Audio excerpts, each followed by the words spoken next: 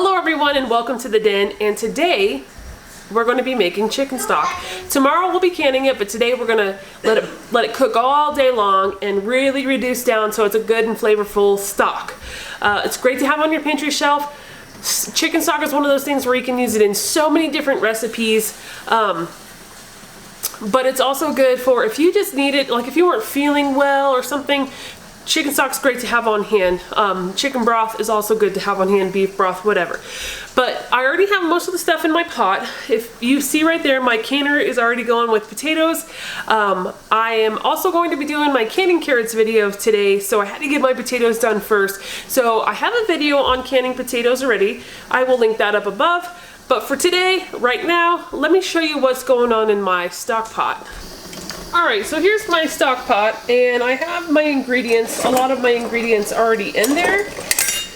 So what I've put in here so far is 4 decent sized onions, about half of a bag of celery, or a full, half of a, whatever you call the full stalk of celery, about half of that. And then I have some carrots on the bottom, about 6 large carrots. There's some of those. So the only thing left to put in this right now is going to be my chicken bones, and today I'm going to use chicken bones that I have collected over some time now. And these right here that I have are from chicken wings that we smoked, so I'm going to throw those in there. They're just the leftover bones that I save anytime that we have chicken wings or something like that. And then I also have my bag, my chicken thigh parts here from last night's supper, and I also had some skin and fat that I have on there too, and I'm just going to throw that in there because that's going to add some really good flavor to this broth. The only other thing that I'm going to add to this broth right now is some garlic, some salt, and some pepper.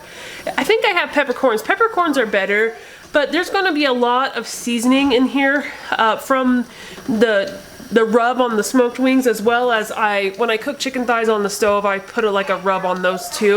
So for right now, I'm going to add the rest of those ingredients, but like I said, 4 large onions, some celery ribs, about, I'd say 6 or 7 celery ribs, and about 6 or 7 carrots, and then just your chicken bones. And we're just going to let that cook all day long.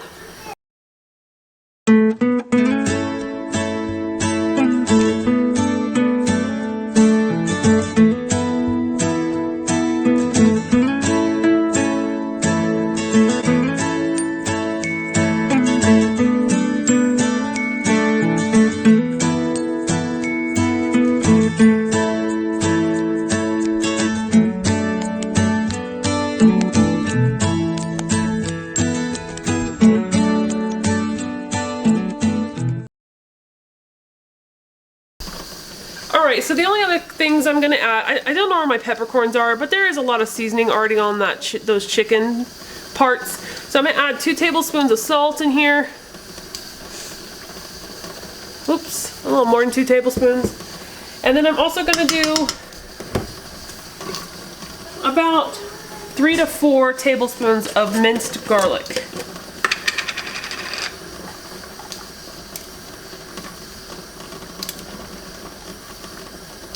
If you don't like garlic, you don't have to put it in there. And that's going to be it. And I'm just going to put the lid on this, let this come to a boil, then I'm going to reduce the heat when it does, and that's going to be it. I'm going to let it cook all day long, and tomorrow we're going to can it up.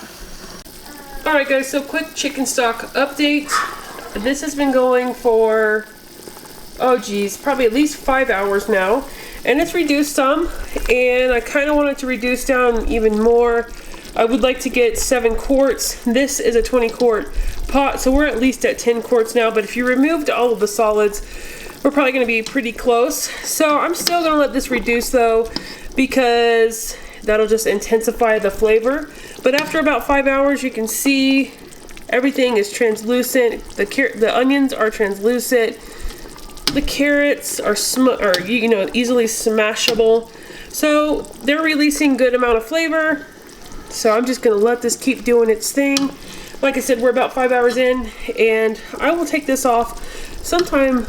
I don't know, I'll probably give it at least 3 more hours or so, and that'll put us at about 8 hours on a cook time. So Just wanted to show you what it looked like right now in the cooking process.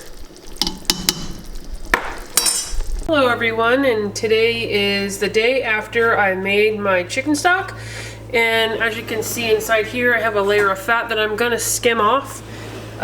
You don't really have to skim it off if you don't want to. If you're going to can this, if you decided to can this on the day that you made it, then you know that would be in there anyways. But I'm gonna go ahead and skim it off. So I'm just going to take a spoon and I'm just going to scrape off that top layer.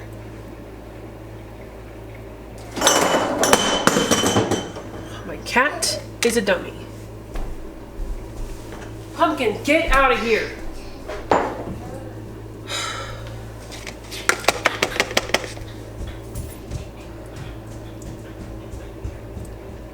My stock is kind of like jelly.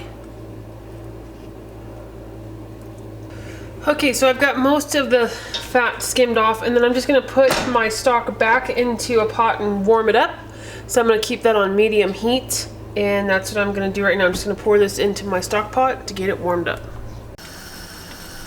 Okay, so I have my stock here brought back up to a boil, and like I said in the last part, I've removed all of the solids, all the vegetables, all the bones, and bits of meat. Because I just want to can only the liquid that that the flavors and the vegetables created. So if you were going to can with vegetables in it, or with bits of meat in it, or you know, chunks of meat or whatever, you would have to adjust the processing time according to what you left in the stock. So because this is only just stock, I will only be canning my pints for 20 minutes. Now if it had, like I said, if it had onions or carrots or celery still in there, or meat from the chicken, then you would want to process according to a meat time or a vegetable time. And I think onions would be the most at 40 minutes. So if you had vegetables in there, it would be longer. And meat, any type of meat, your pints would be, you know, 75 minutes. So keep that in mind when you're canning stock. So, but I've strained out all of the solids, so it'll just be in liquid. So I'm gonna start canning these up, and I'll bring you over to the other side. Okay, so I think I'm probably gonna get about 8 pints out of this, because I feel like I was at about 4 quarts in my container.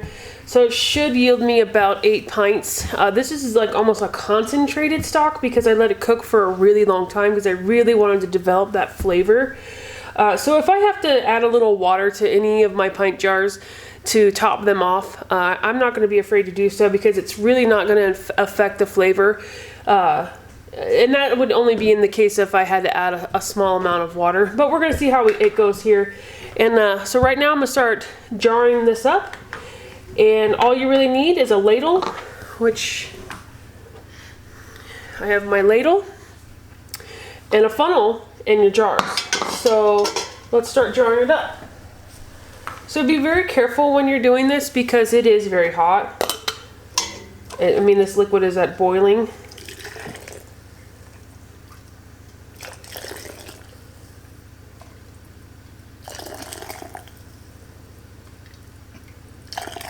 And you're gonna leave a 1-inch headspace, so get pretty close to that as you're pouring this out.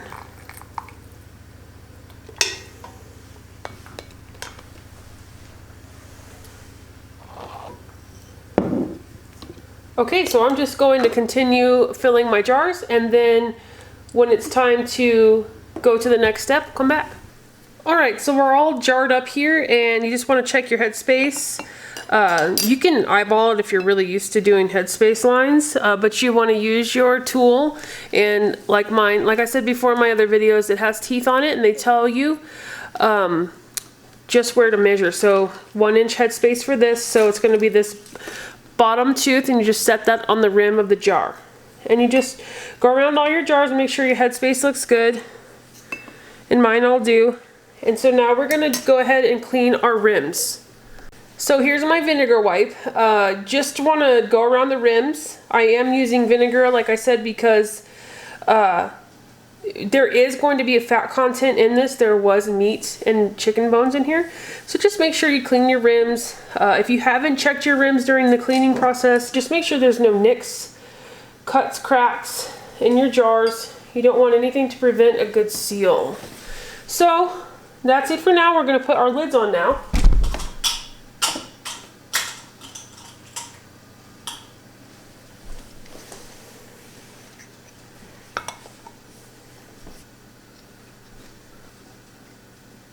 And then next is bands. We're gonna grab me 7 more. And then so with bands, you're just going to put the band on and give it a finger tight twist, and that's it. Then your jars are ready to go into the canner. So I'm gonna get the rest of the bands on these, then we're gonna load up the canner. Okay, so this is what my jars look like right now. They are a deep kind of golden color. It's really a beautiful color here. It's really just a rich stock, and that came from just cooking it for so long. I did about 6 to 7 hours, and this canner is at medium heat right now, and it's already kind of bubbling there. So let's get this loaded up, and I have 8, so I can fit all of them in my one level here. Alright, so the canner is loaded up, and all I'm gonna do now is grab my lid. I've already looked over my lid, and I made sure my gasket looks good. I've looked through my vent pipe to make sure I can see through it. Your vent pipe is this right here, where your steam will come out. And you're just gonna line up, put your lid on however your canner works. Okay, so now all I'm going to do is wait for my canner to come to a vent stage. Okay, so all I'm waiting for now is for my steam to start coming out of this pipe here, and I always check this valve to make sure that it moves freely, because it can get stuck, and that's really a pain in the butt when that happens. So just waiting for it to come to a vent. When it comes to a vent, I'll bring it back, show you what it looks like. Okay, so this is in a full vent stage now. What you're looking for is just a consistent flow of steam coming from your vent pipe. And when you get to that, give it a few minutes before you set your timer. Just make sure that you have like pretty constant flow. And then once you get to that point, you want to set your timer for 10 minutes. So my timer is set, and as soon as the timer runs out, we will move on to the next stage. Okay, so this vent stage is up. So I'm just going to take my weight and drop it over the pipe. And now this is going to pop up. In a second now. It's going to pop up. And there it goes. And it's going to start to build pressure now, okay? So we're going to be watching this gauge, and that's going to determine when we can start our timer. So for now, I'm just going to wait until mine climbs to 13. Your elevation may be different than mine, so if you are doing a dial gauge pressure canner, not a weighted gauge pressure canner, or a weighted pressure canner, you are going to wait till it gets to your pressure for your elevation. Some canners just have a 10-pound weight or a 15-pound weight or whatever your canner came with. This canner is not like that, so I'm waiting for it to build pressure, and then once it gets to 13, I'm going to start my timer.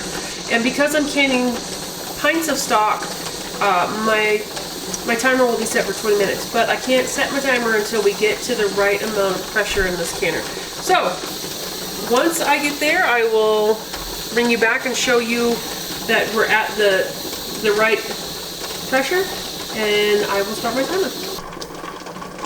Okay, so you can see on my dial gauge here, we are at just past 13 and a half and climbing. And I'm going to go ahead and start my timer for 20 minutes because these are pints, and like I said, as long as you have no vegetables or chicken pieces or anything like that in your stock, you can at this stock time, okay? Now if you were to have those pieces in there, then adjust your time accordingly. If you're doing quarts, add 5 minutes. And for now, I'm going to let this continue to climb up to about 15. It's okay to have it go over, don't let it go under.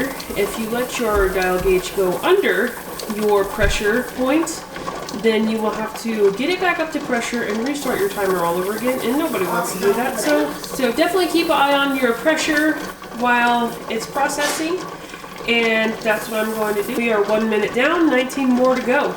So when this timer runs out, the only thing that you're going to do is turn your heat off. Don't move your canner, don't take this off, leave that on there.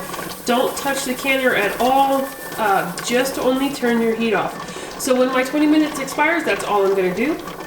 But during that time, like I said, keep an eye on it. Just make sure it doesn't fall under. And then when we go to take the lid off, I'll come back. Okay, so this has come completely down off of pressure. It's been a couple hours. It's still hot to the touch, warm, very warm. But my valve here has dropped. And the next thing I'm gonna do is I'm gonna remove my weight. Make sure that no steam comes out of this hole here, which there's not. And like I said, this has been a couple hours. So if you're doing this right after this valve drop, then be very careful because there could still be steam that would come out. Just let it completely come out. Before, when that's happened to me, it's only been like one puff, but I give my canner a while. So I'm gonna go ahead and remove my lid, and you just turn it. You wanna remove it away from your face. I can't because of this, so I just do it fast. And really no steam even came out, because it's been a while. It's been about 3 hours. So here's what my broth looks like, or my stock. And still nice, beautiful color. Nice golden broth there, some golden stock. So what I'm gonna do is I'm gonna move this over to my towel. Okay, so I'm just gonna move all the rest over to the towel too. Tomorrow, after they've sat there all night, I will remove the bands and wash my jars. There was no siphoning in the water there, so that's a good thing. So my jars should be pretty clean, but I just give them a wash just in case, and I take the bands off and I remove my bands and I store them with no bands. It's better to don't store with your bands on, because you want to give that lid space to pop off if it needs to. And obviously if the lid pops off, then do not use that. But that's going to do it for me today. Chicken stock is pretty easy to make. So if you're looking for something easy, have some leftover chicken bones or beef bones, whatever, you can easily make this recipe. I split it into 2 days. I cooked it for a while on Sunday, and then I canned it up today. So that's going to be it for me today, and I hope you enjoyed this video. If you did enjoy this video, I want to ask you to please subscribe. It helps out my channel a lot, and I know that if you guys like these videos and you're subscribing, then I should keep making more. So until then, I'll see you in the next video.